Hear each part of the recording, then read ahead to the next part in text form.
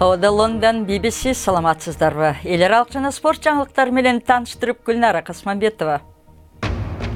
Тарыхый жолугушуу.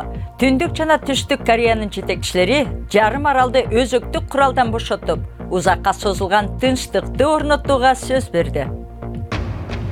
Түркияга качкан сириялыктарды коомдуу интеграциялоо үчүн сириялык жана түркиялык балдарды чогуу окуткан мектептер ачылган. BBC-нин ажырымды жоюу өнөктүгү. Компьютер программасы балдарды сылык болууга үйрөтө алабы? BBC-нин клик баяндамасында соңку технология жаңылыктары. Тарыхый кол алышуу. Мындай учурду көп жылдар бою эч ким элестете да алмак эмес.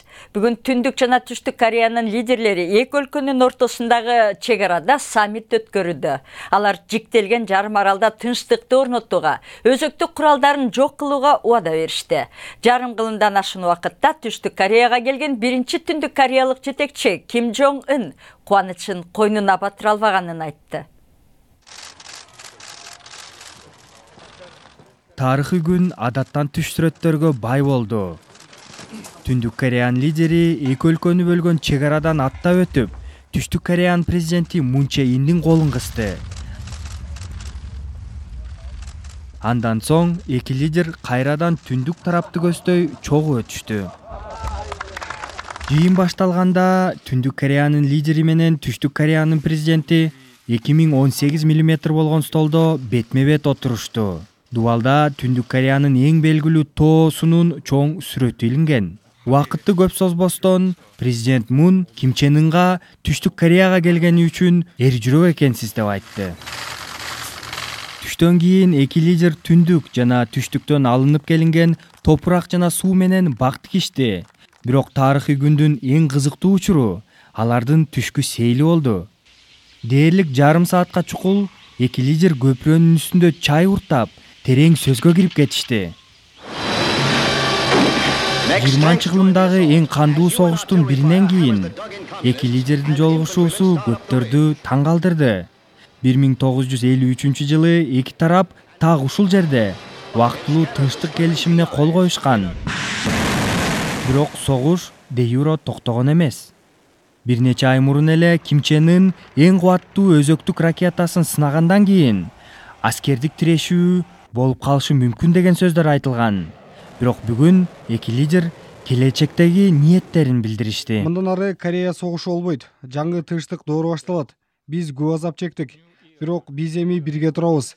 Ким мырза жана мен Корея жарым аралында эч кандай өзөктүк арсенал болбойт деп макулдаштык. Бизди бөлгөнгө болбойт. Бир элбиз.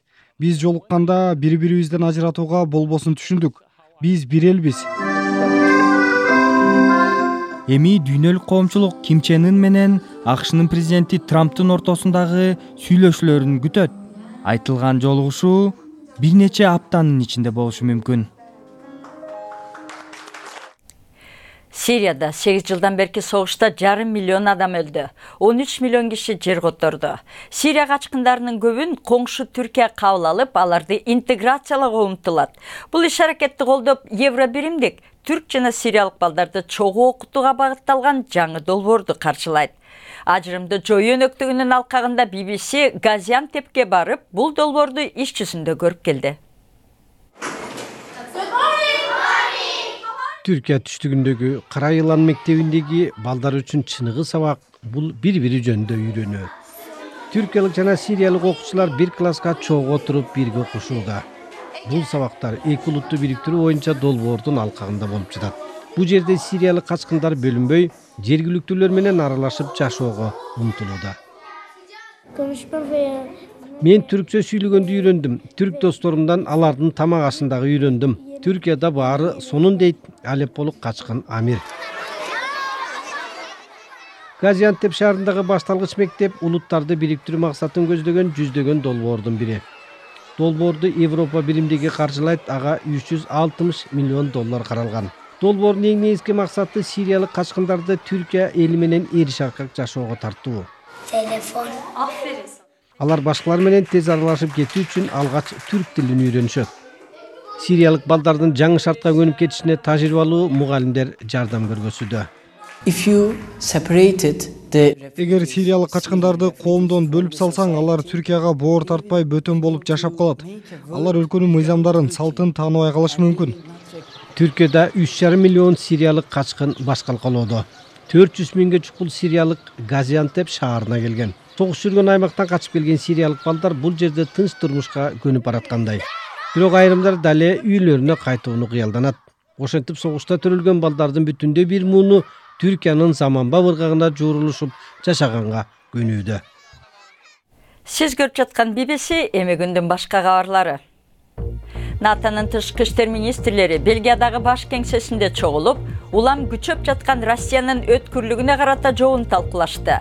Алар ошондой эле машыгуу миссиясын Иракта өткөрүүгө жана Тунисе менен Иорданга кошумча жардам берүүгө макулдашты. Жаңы эле бекитилген АКШ мамлекеттик катчысы Майк Помпео үчүн бул биринчи жыйын болду. Евробиримдик өлкөлөрү неоникотиноид же курт кумурсканы өлтүргөн кадыресе инсектицидди колдонууну дээрлик кыскартуу үчүн добуш берди. Соңку иликтөөлөр аарылардын жана гүлдөрдү чаңдаткан башка курт кумурсканын азайып кетишин инсектицидке байланыштырган. Айлана чөйрөнү коргоочулар бул айыл чарба продукциясын көбөйтүүгө эмес, табиатты коргоого артыкчылык берген чечим деп кубатташты. Британ герцоги жана Кембридж герцогинясы биринчи күндө төрөлгөн уулунун атын жар салды. Британдык трондун 5-чи мураскеринин аты Луи Артур Чарльз экени белгилүү болду. МРКга мындан ары сиздин улуу королдук даражаңыз Кембридж принци Луи деп кайрылыш керек. Бул аптадагы технология жаңылыктарыбыздын алкагында роботтор биздин күнүмдүк турмушубузга кантип аралашып турганды тууралуу айтып беребиз. Кезекте клик баяндамасы. Жаш балдар Amazon компаниясынын үн көзөмөлдөгөн акылдуу жардамчысы Alexa аттуу аппаратына буйрук бергенде, ал аларды суранам жана рахмат деп айтууга мажбурлап жатат. Айрым ата-энелер бул жаңы функцияны көйгөй катары карашууда. Анткени алар бул аппарат балдарын орой көргөзүп жатат деген ойдо.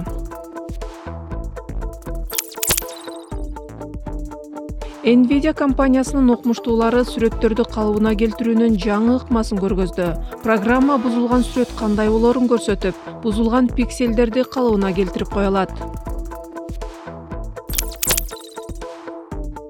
Жаңылыгыбыздын соңунда кайрадан Пеппе роботу тууралуу. Ушул жумада Вашингтондогу Смитсониан музейинде Пеппе робот жаңы кадырлуу кызматын баштады. Ал конокторду жылуу тосуп алып, аларга маалымат берет. Керек болсо ал селфиге дагы түшөт.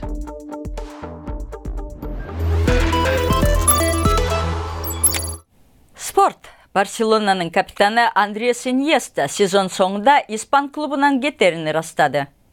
33 жаштагы жарым коргоочу 16 сезонда 669 оюнга катышып, Барка менен 31 трофей алып, Испания үчүн да 3 чоң мелдешти жеңди. Кытайдын Суперлигасына барат деп божомолдонгону менен ал өзү эмки сезондо кимге кошуларын айтты элек. Шотландиялык Рейнджерс клубунун менеджерлиги үчүн талапкерлердин алдыңкы сабында Стивен Джерард турганы BBC-ге белгилүү болду. Ал кааласа бул кызматка дароо бара алат. Клуб Джерард менен байланышканы айтылууда. Англия менен Ливерпулдун мурунку капитаны учурда Анфилдте жаштарды өнүктүрүү боюнча тренер болуп иштейт. Жаңылыктар сокунда крокодилдерге өчүшпөңүз. Нью-Орлеандагы профессионал гольф оюнчусу Талор Гуштун тобу 3 крокодилдин жанына барып түшүп калыптыр. Гуч экөөсүн таягы менен эптеп кубалап кеттирген экен. Бирок үчүнчүсү ордунан да жылбай койгон. Оюндун эрежесин сактаган судья менен кеңешип туруп, Гуч айып тартпастан өзүнүн тобун башка жерге жылдырууга уруксаат алды. Ошентип оюнчунун бутту колу да, ойногон тобу да аман калды. Бул аптада жаңылыктарды алып барган Гүлнара Касманбетова, эмки аптада жолукканча саламатта болуңуздар. Биздин BBC Кыргыз Чекит.com сайтыбызга баш багууну унутпаңыздар.